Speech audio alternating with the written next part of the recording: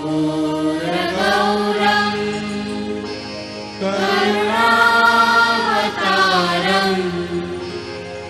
संसारसारं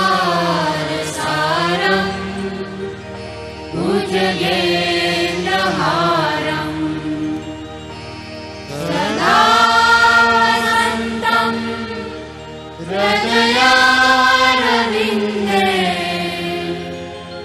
भवं भवानी सहितं नमामि। भगवान शिव को त्रिकालदर्शी और त्रिनेत्रधारी भी कहा जाता है। जब भी हम देवों के देव महादेव की मूर्ति या तस्वीर देखते हैं तो उनके माथे के बीच में एक नेत्र देखते हैं। वह ही एकमात्र देव हैं जिनके पास त्रिनेत्र हैं। हम सबके मन में यह सवाल ज़रूर उठता है कि ये तीसरा नेत्र क्या है, इसका महत्व क्या है और एक भोलेनाथ के पास ही विशेष रूप से क्यों है। भगवान शिव के तीसरे नेत्र के बारे में एक आम धारणा है कि जब वे क्रोधित होते हैं तो अपनी तीसरी आंख खोलते हैं और उसमें से आग निकलती है जिससे प्रलय आ जाती है। हालांकि यह सांकेतिक है, प्रतीकात्मक है। भगवान शिव को त्रिकालदर्शी कहा जाता है। वह तीनों काल यानी भूत, वर्तमान और भविष्य देख सकते हैं, उसके बारे में जान सकते हैं। शिवो नमासि ज्ञान चक्षु त्रिनेत्रः। भगवान शिव का कोई तीसरा नेत्र नहीं है, उनके भी दो नेत्र ही हैं। उनका तीसरा नेत्र ज्ञान चक्षु है। वह साधनारत रहने वाले और एकाग्र हैं। उनके सतत साधन और एकाग्रता से ही ज्ञान चक्षु प्राप्त हुआ है। यह तीसरा नेत्र अलौकिक ज्ञान का प्रतीक है। यह किसी अन्य देवता के पास नहीं है। इस अलौकिक ज्ञान के नेत्र के कारण ही वे देवों के देव महादेव कहलाए। वह अपने ज्ञान चक्षु से ही भविष्य में होने वाली घटनाओं के बारे में जान पाते हैं। ज्ञान चक्षु ही भगवान शिव को भविष्य दृष्टा बनाता है।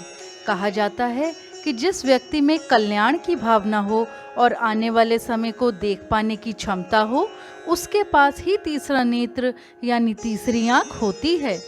यह त्रिनेत्र साधना और एकाग्रता से ही प्राप्त होता है। सामान्य मनुष्य भी सतत साधना से ज्ञान चक्षु या तीसरा नेत्र पा सकते हैं। शिवजी की एक आंख सूर्य है तो दूसरी आंख चंद्रमा। इसलिए जब पार्वती जी ने उनके नेत्रों को बंद किया तो चारों ओर अंधकार फैल गया था। महाभारत के छठे खंड के अनुशासन पर्व में बताया गया है कि आखिर शिवजी को तीसरी आंख कैसे मिली थी। पौराणिक कथा के अनुसार एक बार नारद जी भगवान शिव और माता पार्वती के बीच हुए वार्तालाप को बताते हैं, जिसमें त्रिनेत्र का रहस्य छुपा हुआ है। नारद जी बताते हैं कि एक बार हिमालय पर भगवान शिव एक सभा कर रहे थे, जिसमें सभी देवता, ऋषि मुनि और ज्ञानीजन शामिल थे। तभी सभा में माता पार्वती आईं और उन्होंने अपने मनोरंजन के लिए अपने दोनों हाथों से भगवान शिव की दोनों आंखों को ढक लिया। माता पार्वती ने जैसे ही भगवान शिव की आंखों को ढका, संसार में अंधेरा छा गया। ऐसा लगने लगा जैसे सूर्य देव का कोई अस्तित्व ही नहीं है। इसके बाद धरती पर मौजूद सभी जीव जंतुओं में खलबली मच गई। संसार की ये दशा भगवान शिव से देखी नहीं गई और उन्होंने अपने माथे पर एक ज्योतिपुंज प्रकट किया, जो भगवान शिव की तीसरी आंख बनी। बाद में माता पार्वती के पूछने पर भगवान शिव ने उन्हें बताया कि अगर वो ऐसा नहीं करते तो संसार का नाश हो जाता, क्योंकि उनकी आंखें ही जगत की पालनहार हैं। शिव का तीसरा चक्षु आज्ञा चक्र पर स्थित है। आज्ञा चक्र ही विवेक बुद्धि का स्रोत है। तृतीय नेत्र खुल जाने पर सामान्य बीज रूपी मनुष्य की संभावनाएं वट वृक्ष का आकार ले लेती हैं।